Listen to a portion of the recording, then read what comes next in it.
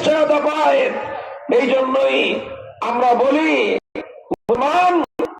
অনুযায়ী তোমরা শাসন ব্যবস্থা পরিচালনা করো, এছাড়া মুসলিমের ভাগ্য পরিবর্তনের বিকল্প রাস্তা নাই।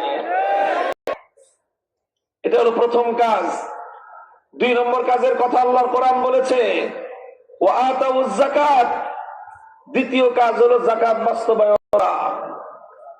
যাকাত বাস্তবায়ন করা। মুসলমানরা যদি রাষ্ট্র ক্ষমতা পায়, ইমানদাররা যদি ক্ষমতাসীন হয়, তাদের 2 নম্বর দায়িত্বই হলো যাকাত বাস্তবায়ন করা। যাকাত বাস্তবায়ন করার গুরুত্বটা কোথায়? কেন এত গুরুত্ব দেওয়া হলো? কারণ যাকাত ইসলামী অর্থ ব্যবস্থার প্রধান হাতিয়ার। যাকাত ইসলামী অর্থনীতি কায়েম করার প্রথম বুনিয়াদ।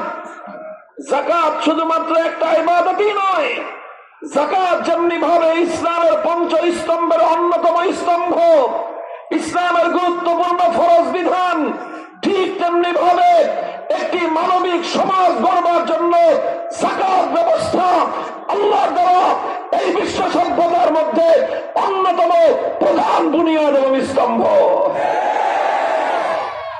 যাকাত ব্যবস্থা সম্পর্কে আমি আপনাদেরকে 2টি তথ্য শোনাই, 2টি বৈশিষ্ট্যের কথা শোনাই।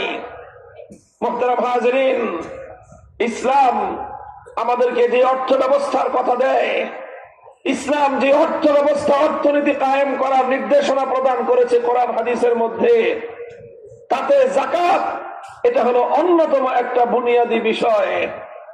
দুঃখ এবং পরিতাপ লাগে, খুবই দুঃখের বিষয়, মুসলমানরা আজ কোরআন তেলাওয়াত করে, মুসলমানরা কোরআনের ব্যাখ্যা করে, কোরআনের গবেষণা করে, মুসলমানগণ আজ ইসলামী ফিকহের ইলম আলোচনা করে, গবেষণা করে, এটা লেখালেখি করে, কিন্তু সেই কোরআন এবং ইসলামী ইলম অনুযায়ী আসমানী ওয়াহির ইলম মোতাবেক একটা সমাজ গড়বার জন্য মুসলমানদের কোনো গুরুত্ব নাই।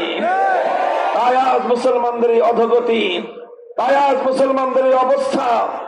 তবে আলহামদুলিল্লাহ, আমরা অত্যন্ত আস্থার সাথে বলতে চাই, এই সুসংবাদ শোনাই, হে দেশবৃত্ত মুসলিম তাওহীদি জনতা, আমি তোমাদেরকে এই সুসংবাদ শোনাই যে ইনশাআল্লাহ 100 বছর গিয়েছে আমাদের কঠিন সময়।